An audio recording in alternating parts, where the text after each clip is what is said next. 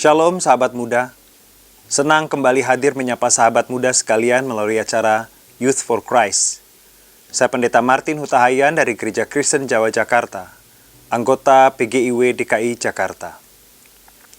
Renungan kita hari ini pada hari Jumat 10 Juli 2026 ditulis oleh Pendeta Hendrikus Agus Raharjo dari GKI Sorogenen Solo dengan judul Kristus yang lebih utama, yang didasarkan pada surat Roma pasal 15 ayat 14 hingga 21. Sebelum membaca Alkitab dan merenungkan firman Tuhan, marilah kita berdoa. Ya Tuhan, kirimlah Roh-Mu yang kudus, menerangi hati dan pikiran kami, yang memampukan kami memahami kehendak Tuhan dalam hidup kami. Kami memohon di dalam nama Yesus Kristus Tuhan kami. Amin. Sahabat muda, nas yang akan menjadi pusat refleksi kita hari ini adalah Roma 15 ayat 17. Jadi, dalam Kristus Yesus aku boleh bermegah tentang pelayananku bagi Allah. Sahabat muda, Tom memenangkan kejuaraan lari di kotanya. Ketika diwawancarai, ia berkata, "Bukan aku yang hebat, pelatihku yang lebih utama. Ia mengajariku bagaimana berlari dengan benar. Ia rela bangun lebih pagi pada akhir pekan untuk melatihku dan memberikan arahan. Ia jugalah yang ikut bersedih ketika aku mengalami kekalahan pada pertandingan-pertandingan sebelumnya."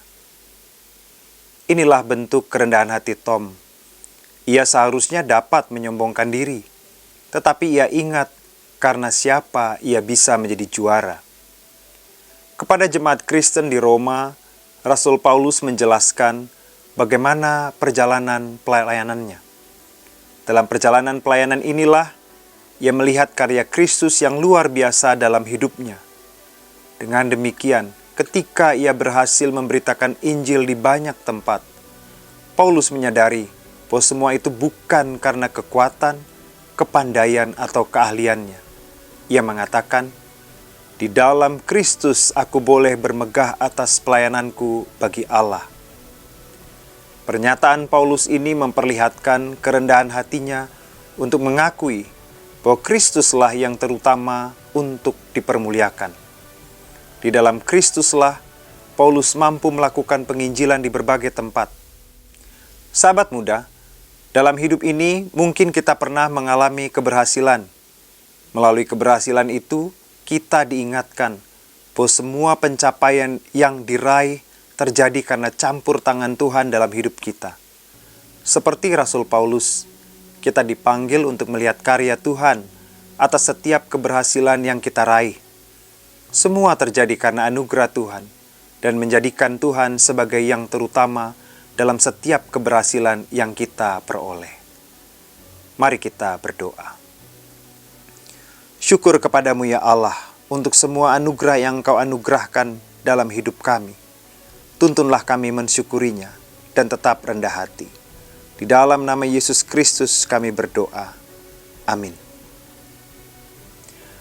Demikian renungan kita hari ini. Sahabat dapat memanfaatkan media cetak, renungan harian, dan program audiovisual lainnya dari YKB Media Ministry dengan mengakses website terbaru YKB di www.ykb-media.org. Jangan lupa like, subscribe, dan bagikan renungan ini kepada sahabat-sahabat kita yang lain. Tuhan memberkati.